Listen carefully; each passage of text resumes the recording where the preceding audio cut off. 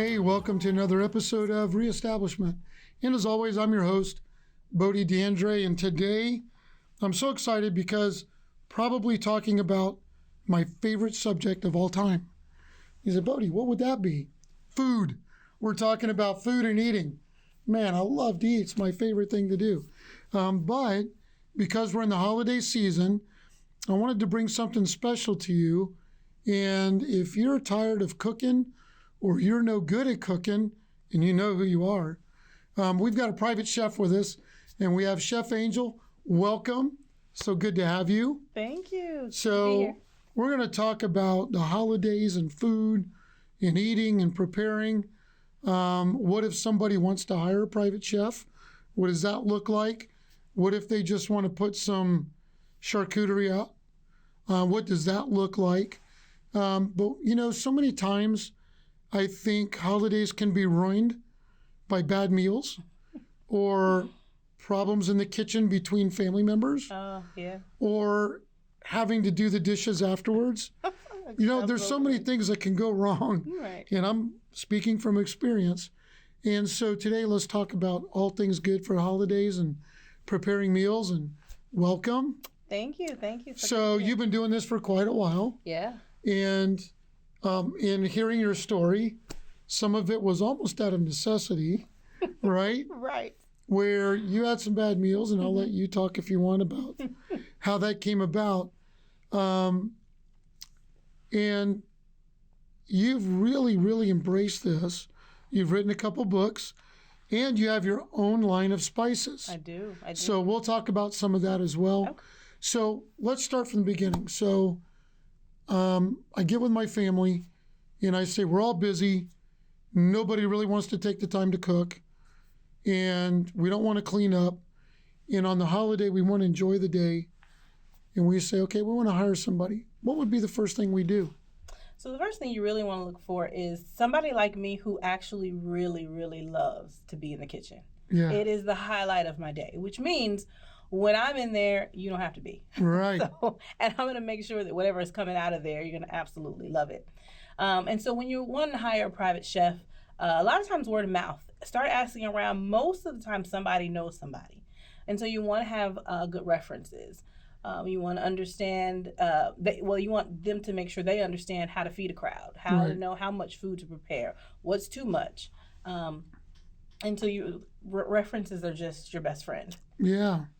So is there a contract? How do you go about?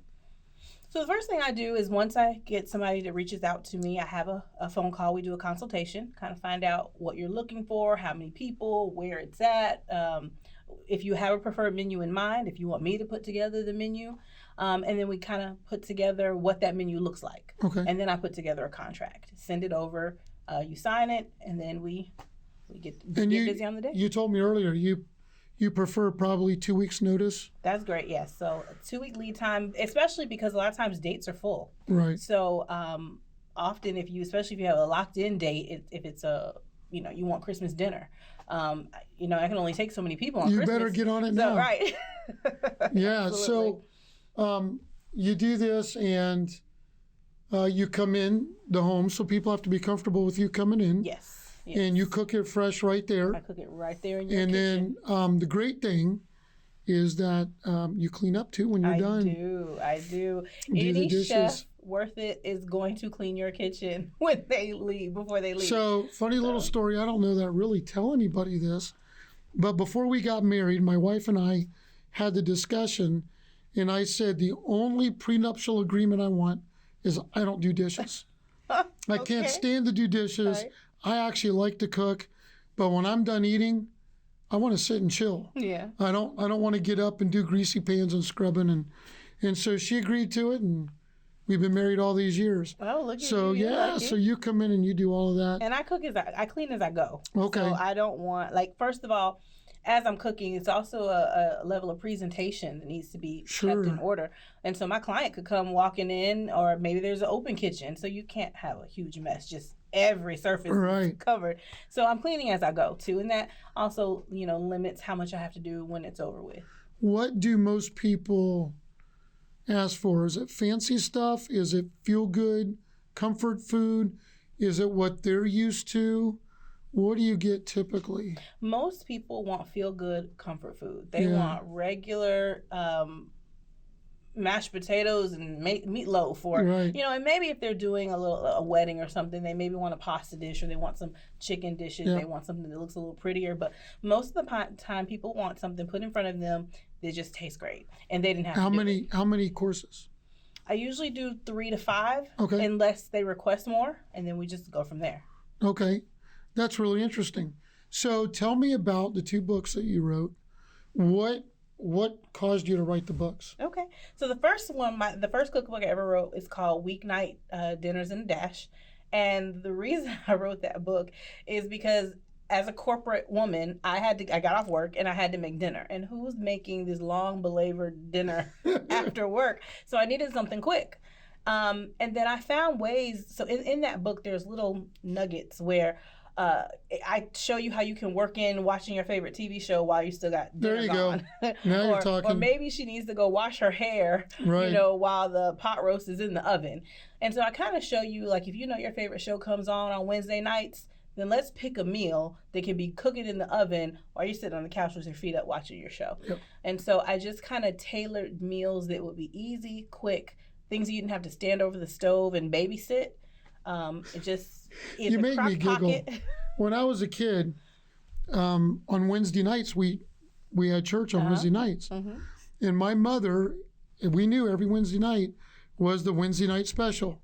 It was a tuna fish casserole, Okay. and See? because it was easy to do and pop it in the oven, and we just knew to get through to Wednesday, we had the Wednesday night special. So I can see how that would happen. And today I think that most families have both.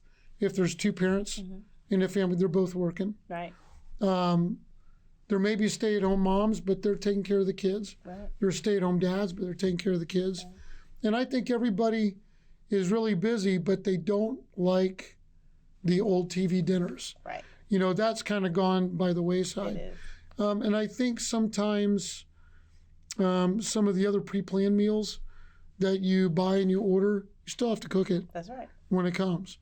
So I like having somebody like you who's bubbly, who's enjoying what they're doing, come in where you can sit down and be treated like a king That's right. and just have somebody give your good meal to you. Talk about the spices. Okay. How did that come about? So most people would tell me, oh, I want a private chef, or I want you to cook this because I can't cook. And I've learned most people, it's not that they can't cook. Unless you're putting it in and pulling it out burnt, or you're pulling it out too early and it's still raw, your problem is you can't season. You don't know how to season your food. So when you pull it out, it doesn't taste good. So then you say, I can't cook. That's not true. You don't know how to season food. And so I just took that stress off for you. I did it for you. That's amazing. So I have an all-purpose seasoning, which is literally the whole spice cabinet. All you need with it is salt and pepper. Okay. Most of my seasonings are salt-free. That way you can control how much salt you like or don't like. And some people with medical issues have to Exactly. stay away. That's Exactly. good. And what's it called? It's called Glory Dust. I love it. Yeah. I love it. So my seasoning line is called Glory Brand Seasoning, sprinkled with glory. And so all of my seasoning names have glory in it. And what is their special holiday seasonings? So they're a duo, and they're called Christmas Glory.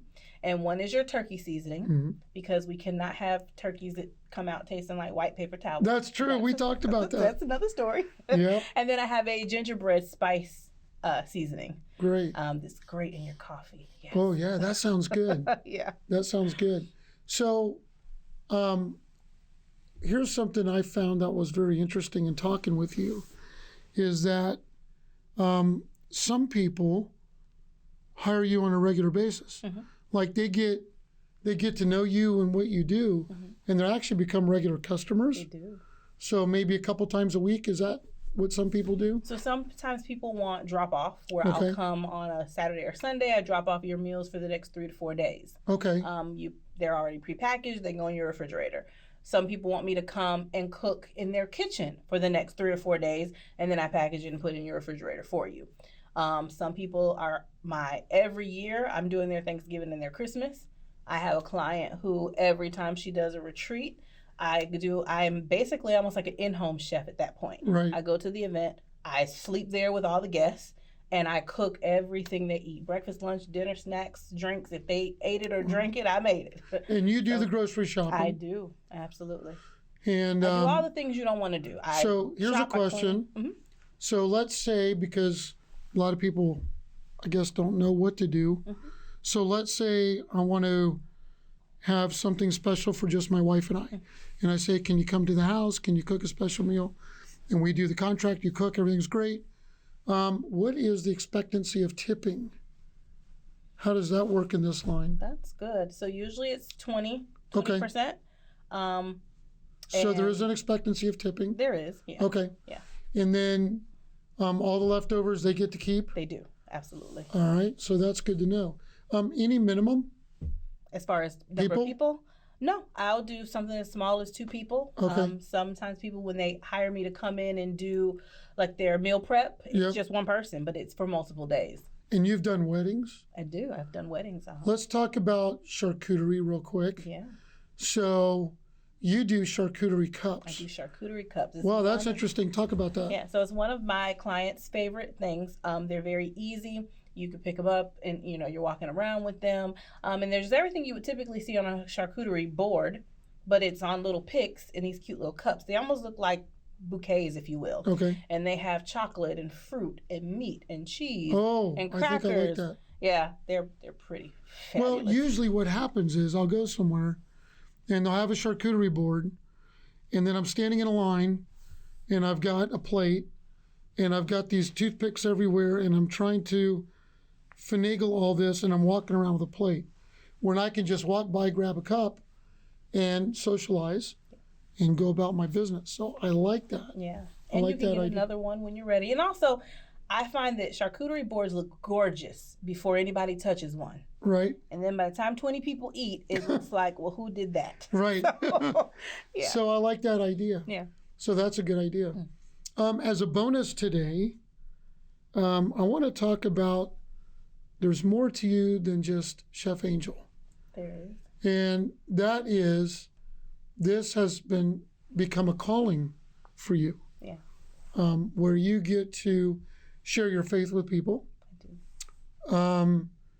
You get to really minister to some people because you're in people's homes and you see where they're at and you kind of get to know. But I think more than that, encouragement. You're able to encourage people. And food is the best way to do it. Absolutely. Even all through the Bible, God encouraged people through food. Whether they were hungry or even ravens would bring them food, right. or whatever. But, Jesus' first miracle was at a wedding. Absolutely. And so there's that thing that calls people together essential, and you're able to share your faith, which I think is fantastic. But even deeper than that, tell us about the boys' home and what you're doing. So I actually run a boys' home. It's a group home. I have 6 boys in my house. And one of the things that, literally, you want to de-escalate behavior, start making some brownies. So there you go. And they just love for me to cook for them. And it's such a place of healing for them. They don't have moms. And so I'm the closest thing they have to a mom. And when they come home from school and there's something good cooking in the oven and they're like, ooh, what you making? And I made your favorite. One of the easiest and fastest ways to minister to someone's heart is to ask them what their favorite food is, especially because without a family, who's asking them that? Who knows what their favorite cereal is? Well, I do, and so I really get to cook for them and just love on them through food. You just said something that just hit me like a bomb, and that is the smells from my youth. Mm-hmm. If these kids don't have that, and you're creating those memories and the smells from the kitchen that will stay with them a lifetime, that is an open door for you to be able to speak life and encouragement into them. Typically, what age do you get them at? Or all different? The youngest boy in my house is 11 and the oldest is 17. Okay. So I get in the teenage, preteen to teen, into teen, and you keep them typically from until they age out. Until they age out. So you do a special thing when they age out, don't you? I do. Tell us about that. So God put something on my heart called Milestone Meals. So I don't know how many of our listeners know that when kids age out of the foster care system, it's so unceremonious. I mean, literally, they have their birthday, and then at midnight to 6 in the morning on the night of their birthday, going into their birthday, a caseworker picks them up and takes them to wherever they're going, because you can't have an adult, Right. quote adult, in the house with a bunch of youth. So once they literally turn 18, they have to go. They don't get a birthday party. They don't get a birthday cake. It's just pack your stuff. Some of them are leaving with garbage bags. Wow. And so Milestone Meals is designed for me to celebrate them before they leave. So about 2 weeks to a week before their 18th birthday, their case manager can refer them to me, and they can literally hire me as their private chef. So the way that I would sit down with a client who was paying me top dollar Right. is how I sit down with these youth. They get to plan their meal, their menu, whatever they want. No expenses spared. If they tell me they want caviar, we will make it happen. Yeah. And they get to pick their design for their birthday cake. They get to pick their decor. And I come into the group home or wherever they are, and I put together a presentation, the tables, the whole setup. So this isn't just for your kids. No. This is DCF, or in Florida we call it Department of Children and Families. So they're the ones that have hooked up with you, and they give you the leads. Right. So this is brand new. I actually have the very first event is going to happen on November the 8th. Okay. With my very first youth who's aging out. Wow. Yeah. Do you try to set them up with, how does that work? Because really, you're not in charge of their case file. No, I'm not. So do you go through with what does life look like after your birthday? No. Or is that something they do? Not with these particular youth. Now, the ones in my home, The one in your home, you do. Yes. Right. I sit down and we talk about it a lot. And this is called, what's it called? Milestone Meals. Milestone Meals. Mm-hmm. Wow, that is amazing. I can't wait to hear more about that. I'm very excited. So this is incredible because favorite time of year. I love the fall, the winter, the holidays, even though every year I'm not ready for it. But it comes anyway. And the food that we're going to eat and what we're going to share, the memories we can make. We want this to be a blessed time, a happy time. If somebody is interested in what you've talked about, how do they get a hold of you? So they can always visit me at my website. It's www.angelkirkland.com. And you can email me. You can reach out to me on the website. Okay. And they can purchase spices and the books from you as well? The books are also on Amazon. Okay. Mm-hmm. If they want to know more about the meal, Milestone Meals, they can connect you through that as well? Absolutely. And Milestone Meals, another thing is it's absolutely at no cost to the client or to DCF. So it's all funded by donations. Wow. So you can go on my website, you can make a donation, and then you can read more about the program. That is amazing. I'm so glad you're here today. Thank you. I'm so glad you came in. Give us your website one more time. www.angelkirkland.com. Angelkirkland.com. Make sure that you go and check it out. Browse, take a look at what she's doing. We want your holidays just to be as special as they can be. And this is one way to do it is through food, right? Absolutely. All right. Thank you so much for being here. God bless you. And we'll see you next on the next episode of Reestablishment. Raise your hands up. Raise them up. Reestablishment. Leave not incomplete. Let's talk about it. In a world that moves too fast, come find out what's real. At A Land of Delight in Plant City, Florida, we're a family-owned farm rooted in faith, freedom, and the kind of goodness you can taste and feel. From raw local honey to grafted fruit trees, fresh-baked cookies, pasture-raised eggs, and Saturdays filled with laughter, farm-friendly animals, and life. It's everything you've been craving. And if you can't make it out this weekend, we'll bring the farm to you. Just head to alandofdelight.com and bring home something special, grown with purpose and wrapped in love. Every order helps us rescue animals, teach nutritional farming, and share hope with our community. So whether you're around the corner or across the country, click, taste, feel, grow. A Land of Delight, faith-filled living, farm fresh giving. From Plant City, Florida. Visit alandofdelight.com.